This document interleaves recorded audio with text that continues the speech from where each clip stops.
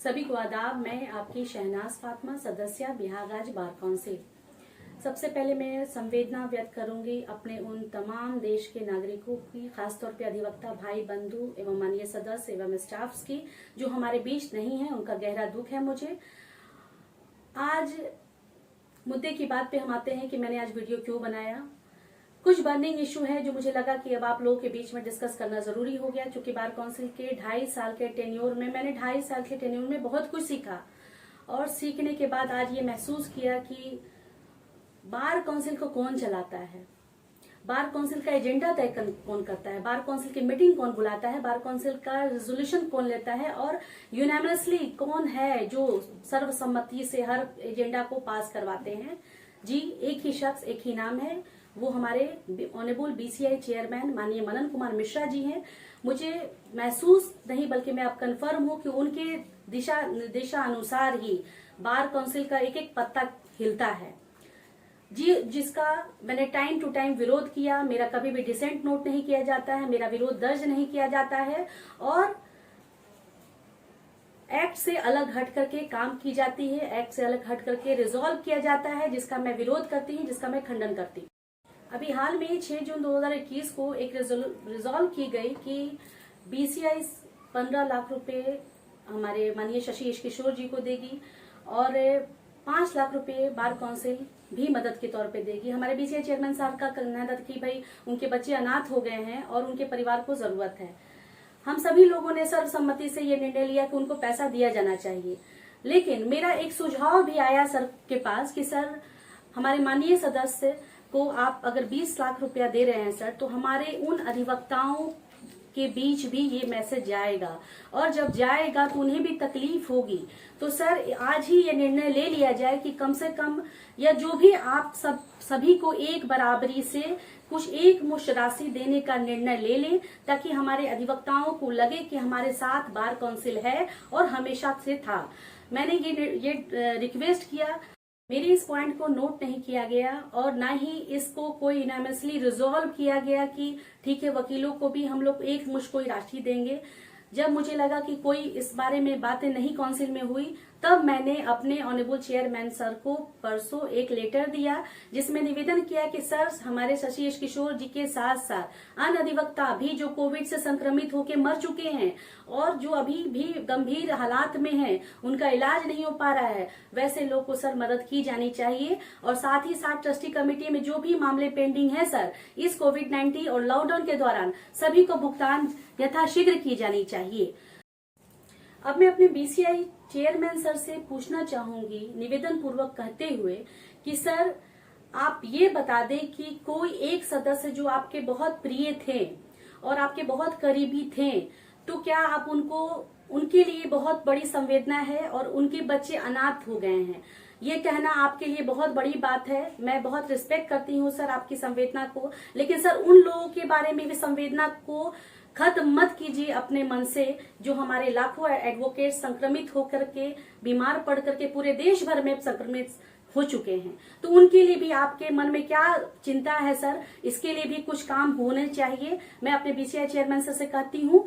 और दूसरी बात है कि डेथ क्लेम का मामला है, जो अभी तक डेथ क्लेम क्यों पेंडिंग है सर, ट्रस्टी कमेटी इस पे अभी तक अटेंशन ड्रॉ क्यों नहीं करती है। हमारे माननीय सदस्य जो गुजर चुके हैं, श्री कामेश्वर पांडे जी, स्वर्गीय कामेश्वर पांडे जी, उनकी डेथ हो गई सर, उनके लिए आपने क्या किया, उनके लिए आपने क्या कोई स्पेशल टीम की गठन किया, क्या स्पीडी ट्रायल के लिए कोई प्रोसीजर को अडॉप्ट करवाया सर, क्या आपने क्या किया सर।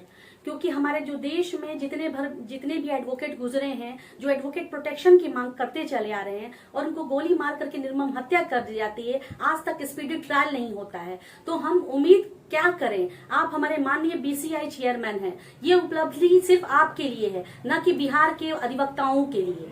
सफलता और असफलता का मापदंड सर उपलब्धियां कराती है, न कि कोई पद, क्योंकि सर यह व्यक्तिगत उपलब्धि आपकी है, न कि बिहार के अधिवक्ताओं की है सर।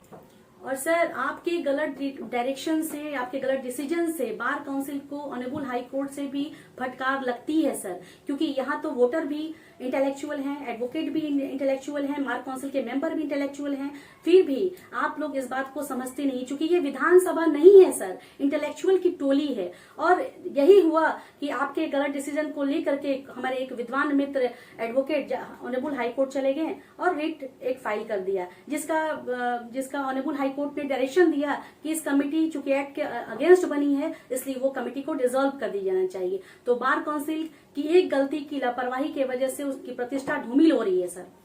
और सर आप अपने मेजोरिटी के बल पे 20-22 लोगों के सहयोग से कोई भी डिसीजन ले लेते हैं, कुछ भी रिजॉल्व करा लेते हैं। मैं डिसेंट देती रहती हूँ, मेरा डिसेंट तक नोट नहीं होता है, ये मेरा ऑब्जेक्शन है सर। और सर आप इसी मेजोरिटी के बल पर अपने संधि मदन मोहन मिश्रा सर को आपने राजेंद्र प्रसाद सर के बदले में कॉप्ट कर लिया, जिसका मैंने कोई विरोध नहीं किया था, क्योंकि मुझे आप पे भरोसा था कि आप जो कीजिएगा सर अच्छा कीजिएगा। मैंने खुल के सपोर्ट किया था उनको।